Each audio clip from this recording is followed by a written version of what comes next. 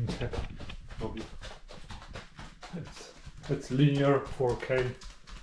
I'm walking in the house.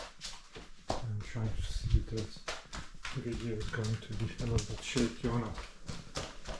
In a well-lit areas, as usually it shows a little bit better, but it shouldn't be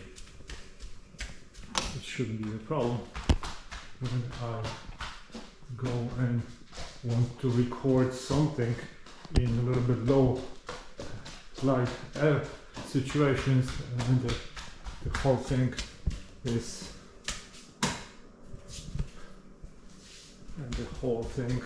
in a low light situation is usually giving me problem that if I walk and then in a higher light situation it's not a problem, but there is something either with the lens or I don't know what is wrong with this camera. In low light situations I'm getting the problem with the shaky lens.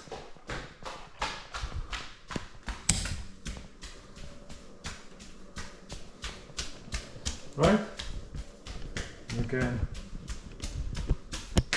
let's see.